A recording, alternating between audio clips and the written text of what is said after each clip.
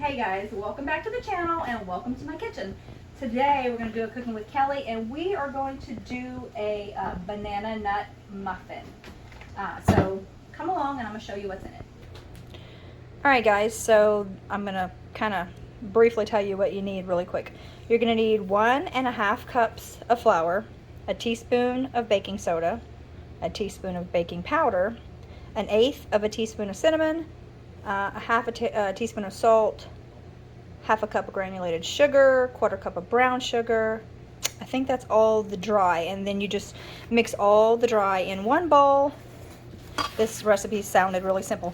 All the wet in the other, then combine the wet to the dry, add the nuts, and bake.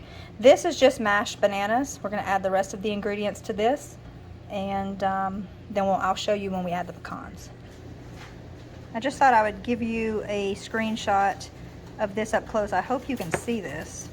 Maybe you can pause it or write it down. We're about to make that streusel topping right now. So it's 1/3 of a cup of brown sugar, 2 tablespoons of flour, 1/4 teaspoon of cinnamon, no, 1/8 a teaspoon of cinnamon, and a tablespoon of butter, and then more walnuts. But we're using pecans, we're not using walnuts. Alright guys, so we have our dry and our wet. Now we're going to combine the two.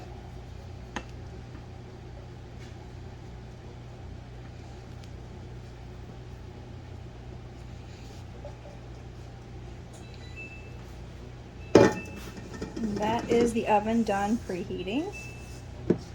And you're going to cook it for 425 for 5 minutes and then 350 for 20 to 25 minutes.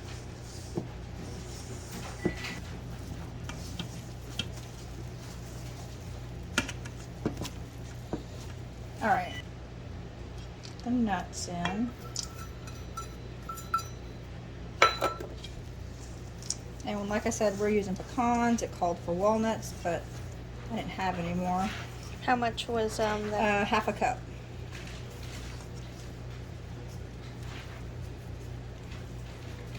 And I don't know if this is going to be enough to fill the, I'll show you. So Teresa, with Lone Star Pioneering, gave this to Zoe, and they're supposed to be really big. So I don't know if we're going to have enough batter for that, but I'm going to let Zoe do the filling, because if not, I am going to spill it all in between where it's not supposed to go.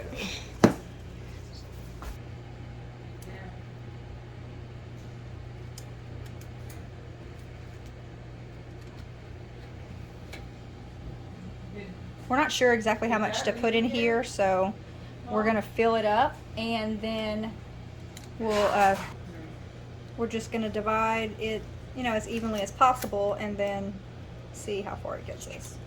This might have needed to be a double batch for this big muffin tin. I don't know. We'll see. Just try to Live and, learn, I guess. Alright, so like I said, I'm not sure if this is going to be enough, but whatever it does, it does. So we're going to put the streusel on the top,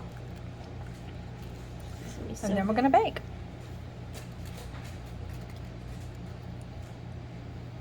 Just gonna add a little bit in each before I put like a bunch in all of them, just so I know that I'll have Enough, yeah. So now I'm just gonna go back and refill them.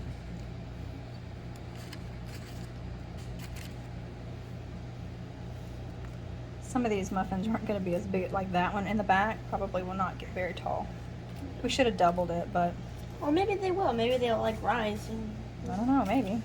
I'm hoping. I think they'll rise.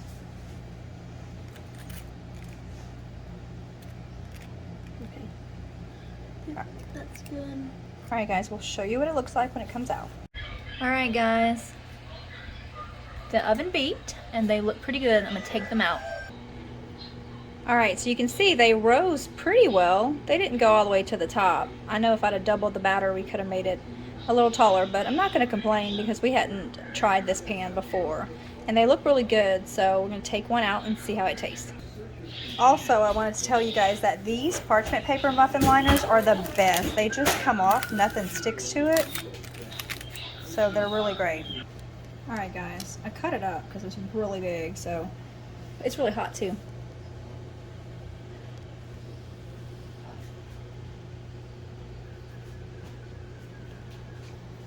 Very good. The topping is really good. They're not dry, they're moist.